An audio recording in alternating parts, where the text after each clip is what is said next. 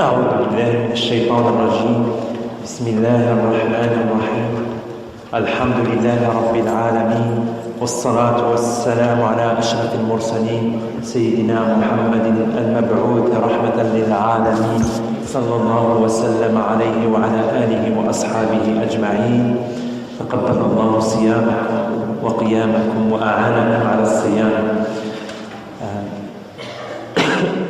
Mes chers frères et sœurs, donc, ces deux hizb qu'on va voir ce soir, le hizb 7 et 8, sont constitués de deux parties. La première partie, c'est la fin de Surat Al-Imran.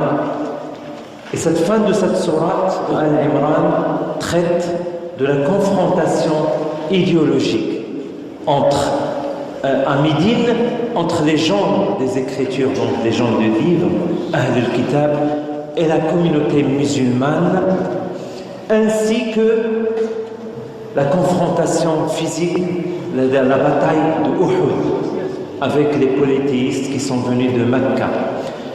La seconde partie concerne le début de Surat Nisa, donc les femmes. Cette partie-là organise la famille musulmane et la société musulmane sur les bases de l'unicité d'Allah, Tawhid, et l'égalité entre les humains. On peut dire donc que le but de ces deux hizb 7 et 8 est de donner aux musulmans, à la communauté musulmane naissante à Médine, les outils idéologiques et organisationnels, ce qu'on peut appeler maintenant management, pour lutter contre les ennemis hostiles de l'islam. On y trouve d'ailleurs quelques vérités à propos du dogme de l'islam et de la foi, des vérités qui sont à la base de consignes directives pour éduquer la communauté des musulmans à lutter contre les hostilités.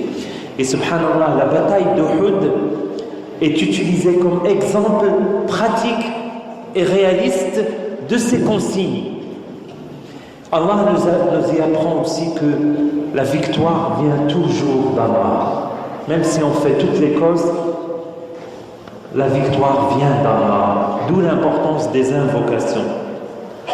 Le premier quart de hizb, Kullu ta'ami kana hillan li bani Israël, s'adresse tout d'abord aux gens du livre, leur demandant pourquoi ils s'opposent au message de l'islam alors qu'il s'agit bien de la religion d'Ibrahim. قل صدق الله فاتبعوا ملة إبراهيم حنيفا وما كان من المشركين. Donc le verset 95 dis-leur, Allah a dit vrai, suivez donc la religion d'Ibrahim, ce pur monothéiste qui ne s'est jamais compromis avec les païens. قل يا أهل الكتاب لم تكفرون بآيات الله والله شهيد على ما تعملون. Dis, le verset 98, dis aux gens d'écriture, qu'avez-vous à nier les signes d'Allah alors qu'Allah est témoin de tous vos actes. Ensuite, Allah donne des directives d'union et d'attachement au pacte d'Allah à tous les musulmans, à tous les croyants. Le pacte d'Allah, c'est le Coran, le Coran qui nous relie à Allah. يا أيها الذين آمنوا اتقوا الله حق تقاته ولا تموتن إلا وأنتم مسلمون واعتصموا بحبل الله جميعا ولا تفرقوا. Le verset 102, ô croyants, craignez Allah comme il mérite d'être craint et veillez à ne mourir comme musulmans. Attachez-vous tous fermement au pacte d'Allah.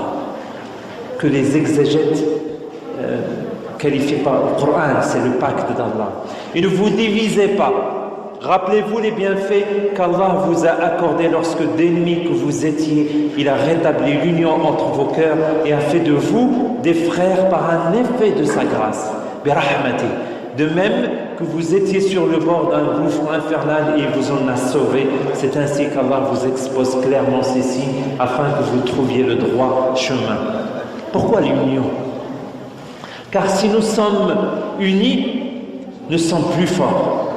Et alors, quand on est plus fort, on pourrait faire ordonner le convenable, Amr bil Ma'ruf, et interdire le répréhensible ou le blâmable, ou un nahi anil munkar. Allah nous dit وَلْتَكُنْ مِنْكُمْ أُمَّةٌ يَدْعُونَ إِلَى الْخَيْرِ وَيَأْمُرُونَ بِالْمَعْرُوفِ وَيَنْهَوْنَ عَنِ الْمُنكَرِ وَأُولَٰئِكَ هُمُ الْمُفْلِحُونَ. Le verset 104, puissiez-vous former, puissiez-vous, en étant unis, puissiez-vous former une communauté qui prêche le bien, ordonne ce qui est convenable et interdit ce qui est répréhensible. Ce sont ceux qui agissent ainsi qui seront les bienheureux.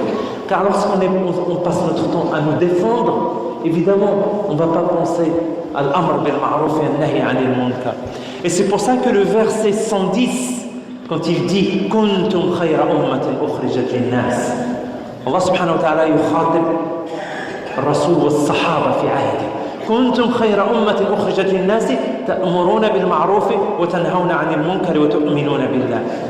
Le verset 110 nous dit, ou s'adresse plutôt aux compagnons du prophète sallallahu alayhi wa sallam, vous êtes la meilleure communauté qui n'ait jamais été donnée comme exemple aux hommes.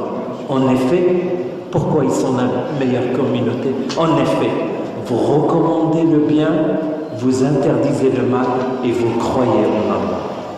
Donc la condition sine qua non pour être la meilleure communauté, c'est ordonner le bien et interdire le mal. Tant qu'on ne fait pas ça, si on faisait ça plutôt, Allah serait avec nous et nous serons plus forts. Le verset 110, désormais, ils ne peuvent vous causer que quelques dommages infimes, et si vous affrontent, ils vous tourneront vite le dos, ils ne seront pas secourus. La yadurrukum illa adha, wa in yuqatilukum yuwallukum al-adbara thumma la yunsarun. Le Coran ensuite est très équitable vis-à-vis des gens du livre. Il commence ce deuxième quart de Hizb, qui commence par Laysu sawa'a من أهل الكتاب أمة قائمة يتلون آيات الله آناء الليل وهم يسجدون. Le verset 113 évoque une partie des gens du livre qui ont été exemplaires face au message universel de l'islam. Et vous voyez, le Coran et l'islam est équitable vis-à-vis des gens du livre. Donc le verset 113 dit cependant, les détenteurs des Écritures ne sont pas tous les mêmes, car parmi eux, il y a une communauté pieuse dont les membres passent des nuits entières à réciter les versets d'Allah et à se prosterner. Ils croient en Allah et au jour dernier, ils leur donnent le bien, réprouvent le mal et s'empressent d'accomplir de bonnes œuvres. Ceux-là sont au nombre de justes. Ensuite, le Coran met en garde les musulmans contre les ennemis hostiles de l'islam. Les ennemis hostiles de l'islam. Il dit ne pas les utiliser comme confidents, ne pas les traiter d'amis quand ils déclarent leur haine de l'islam et des musulmans et quand ils traitent les musulmans d'ennemis. Dans le verset 118, Allah nous dit ô vous qui croyez, ya ayyuhalladhina amanu, ne prenez pas de confidents en dehors de votre communauté qui ferait tout pour vous corrompre, car rien ne leur ferait plus plaisir que de vous voir en difficulté. La haine qu'ils vous portent perce déjà dans leurs propos. Que dire alors de ce qu'ils cachent dans leur cœur? Vous voilà donc suffisamment avertis. À vous d'en juger. Le verset il est un peu long, mais on ne va pas...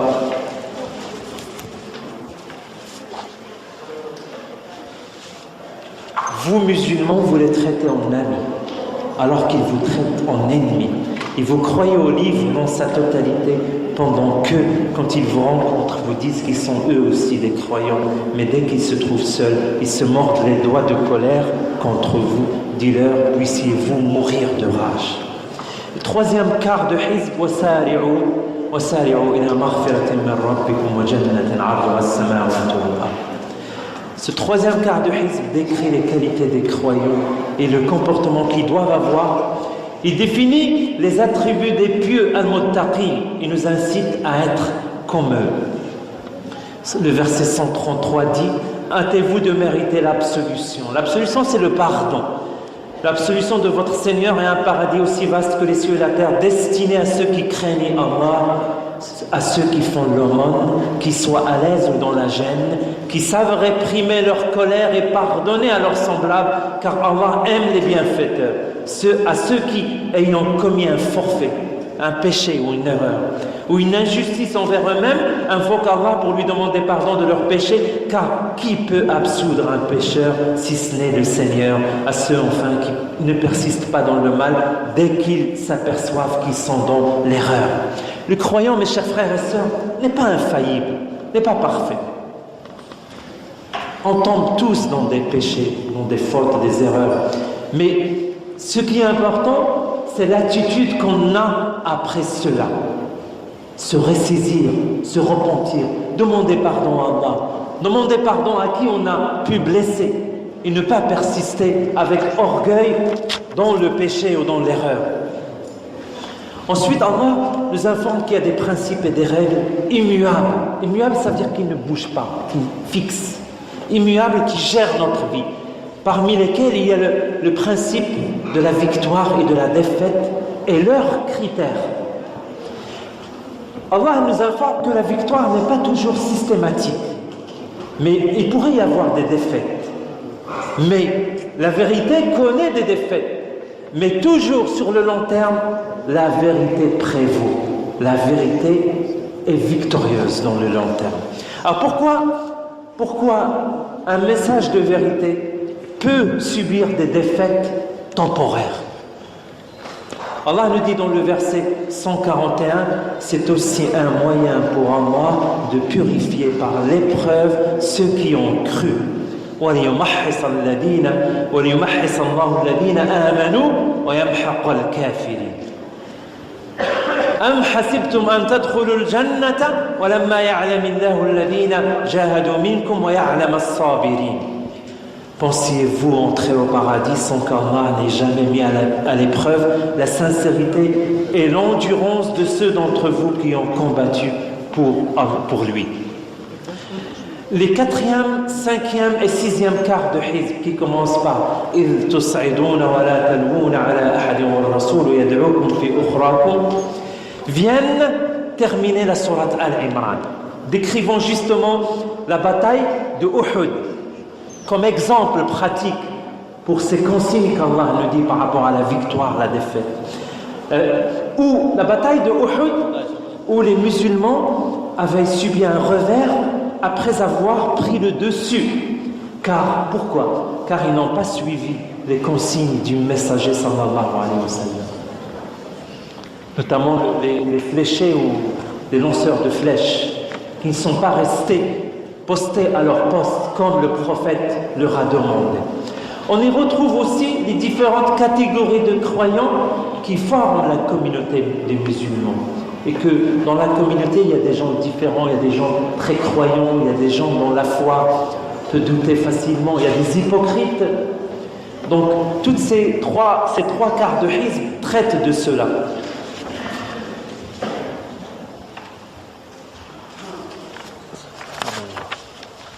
Le verset 153 nous dit « Et au moment où vous battiez en retraite, sans vous soucier les uns des autres, et pendant que le messager sur vos arrières tentait de vous ramener au combat, Allah vous infligea déception sur déception, afin que vous n'ayez pas à regretter le succès qui vous échappait, ni à vous lamenter sur le malheur qui vous frappait, car Allah est bien informé de ce que vous faites. » Le verset 155 dit « Et si certains parmi vous ont battu en retraite le jour de la rencontre des deux armées, le jour de la bataille de Uhud. Pourquoi ils ont battu retraite, ils ont reculé? C'est uniquement parce qu'ils avaient cédé aux instigations de Shaitan. Écoutez pourquoi. En raison de quelques péchés qu'ils avaient commis. Néanmoins, Allah leur a pardonné car il est plein de miséricorde et de mansuétude. C'est-à-dire, des fois, Allah nous informe ici que l'effet des péchés peut être que Allah nous abandonne et nous laisse face à face avec Shaitan. Et quand Allah nous abandonne, souvent c'est Shaitan qui prend le dessus. C'est pour ça qu'il faut demander toujours la protection d'Allah partout. Allah nous dit aussi que vous mourriez dans le verset 158, que vous mourriez de mort naturelle ou que vous soyez tués, n'est-ce pas que c'est devant votre Seigneur que vous serez tous rassemblés. Et ce le verset suivant, le verset 159, un verset magnifique. C'est par un effet, c'est par un effet de la grâce d'Allah que tu es si conciliant envers les hommes, car si tu te montres très brutal ou inhumain avec eux, ils se seraient tous détachés de toi. Entre parenthèses, un manager, un chef, un leader, il doit être conciliant avec ses subordonnés. Il doit veiller, être bienveillant avec eux. Regardez comment ils sont, s'ils vont bien, s'ils vont pas bien. Ne pas être brutal ou inhumain avec eux. Sois donc bienveillant à leur égard. Implore le pardon d'Allah en leur faveur. Consulte-les quand il s'agit de prendre une décision. Mais une fois la décision prise, place ta confiance en Allah, car Allah aime ceux qui mettent en lui leur confiance. Ce que je disais, un bon manager, un bon leader doit être bienveillant à l'égard de ses subordonnés. Le matin, quand il les rencontre, quand il les salue, il doit voir celui qui va bien, celui qui ne va pas bien. Il doit les consulter pour prendre des décisions. Donc, shura, la concertation. On doit se concerter entre nous. Mais une fois qu'on a pris la décision, il faut l'exécuter tout en plaçant complètement notre confiance en Allah. Voici des consignes pratiques sur comment procéder dans notre vie. Allah nous dit dans le verset suivant, le verset 160, si Allah vient à votre secours, nul ne pourra vous vaincre, mais par contre, s'il vous abandonne, qui donc en dehors d'Allah pourra vous secourir? Que les croyants mettent donc leur confiance en leur Seigneur. Cette partie aussi nous explique que les vrais croyants, ils sont toujours éprouvés. Allah, dans le verset 185, toute âme goûtera la mort, mais vous ne recevrez votre totale rétribution, récompense, que le jour de la résurrection. Quiconque échappera alors à l'enfer et entrera au paradis aura trouvé la félicité ou le bonheur. En vérité, la vie d'ici-bas n'est faite que de plaisirs éphémères. Le verset 186, vous serez certainement éprouvés. Vous serez certainement éprouvés dans vos biens et dans vos personnes. Vous entendrez bien des injures de la part de ceux qui ont reçu les Écritures avant vous et de la part des idolâtres. Mais si vous êtes endurants et pieux, vous verrez alors que c'est bien là la meilleure résolution à prendre.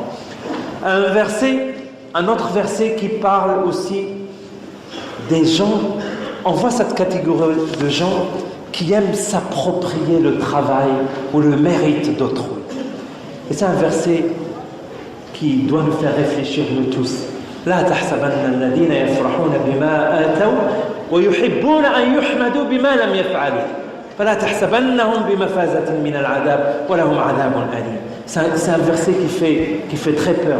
Des choses qu'on pourrait faire sans faire attention. Le verset 188 nous dit: ne crois surtout pas que ceux qui s'extasient sur leurs œuvres et qui veulent qu'on les loue, c'est qu'on les remercie, qu'on les élève, même pour ceux qui n'ont pas fait, puissent échapper au tourment, au châtiment, car un châtiment douloureux les attend. La fin de la sourate Al-Imran est magnifique quand elle décrit ceux qui méditent la création et invoquent Allah en décrivant Ulil Albab.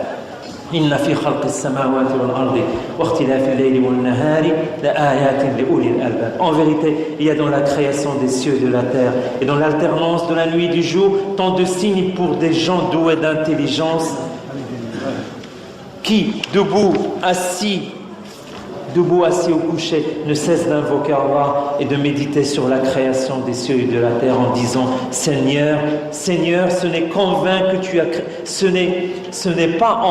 tu as créé tout cela. Gloire à toi, préserve-nous du châtiment de l'enfer. Pour finir cette sourate qui traite de confrontation idéologique, mais aussi armée, Allah subhanahu wa ta'ala finit la sourate avec le verset 200.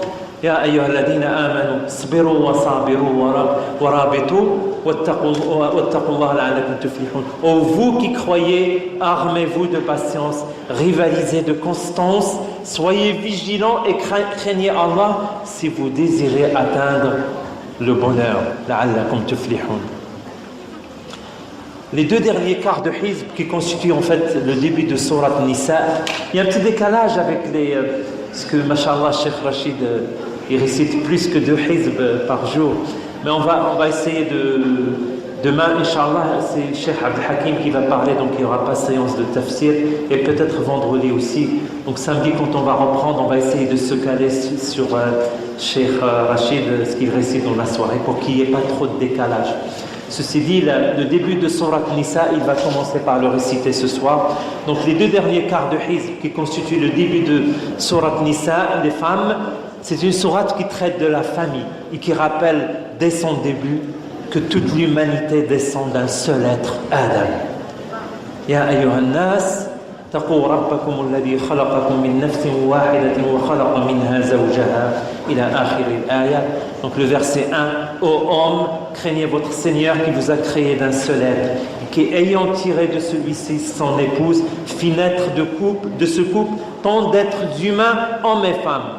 On y découvre la bonté de l'islam envers les membres de sa famille. Allah nous dit, craignez Allah dans ce même verset au nom duquel vous vous demandez mutuellement assistance, respectez les liens de sang, les liens familiaux. En vérité, Allah vous observe en permanence. Ensuite, il prône l'islam, la bonté envers les faibles de la société, et notamment les orphelins. Restituez aux orphelins leur héritage. Ne substituez pas ce que vous possédez de mauvais à ce qu'ils possèdent de bon. Ne vous emparez pas de leur patrimoine en l'incorporant au vôtre, car ce serait un crime abominable. Les versets aussi incite à donner la dot aux femmes. Remettez à vos femmes leur dot en toute propriété. Mais si elles vous en abandonnent une partie de bon gré, vous pouvez en disposer en toute tranquillité. Certains parents peuvent des fois forcer les filles à leur donner leur dot. C'est pas bien. Si les filles ou les jeunes épouses vous donnent, mais il ne faut pas le leur prendre. C'est des fois des mauvaises pratiques. Allah subhanahu wa ta'ala dans le verset 19 nous demande d'entretenir de bons rapports avec nos femmes. Entretenez de bons rapports avec vos femmes. Et si vous avez quelques aversion, c'est une sorte de haine ou de gêne pour certaines d'entre elles, sachez que l'on peut parfois avoir de l'aversion pour une chose qui peut cependant être pour vous la source d'un grand bonheur. وَعَاشِرُوهُنَّ بِالْمَعْرُوفِ فَإِنْ كَرِهْتُمُوهُنَّ فَعَسَىٰ أَنْ تَكْرَهُوا شَيْئًا وَيَجْعَلَ اللَّهُ فِيهِ خَيْرًا كَثِيرًا. Les derniers versets indiquent les femmes avec qui il est interdit de se marier pour un homme, soit à cause des liens de sang, du mariage ou d'allaitement. Et n'oublions pas que ces 2 quarts de hizb organisent le système d'héritage dans l'islam en détail, en stipulant la part exacte que revient à chaque membre de la famille. Subhana rabbika rabbil izzati amma yasifun wa salamun ala al-mursalin walhamdulillahi rabbil alamin.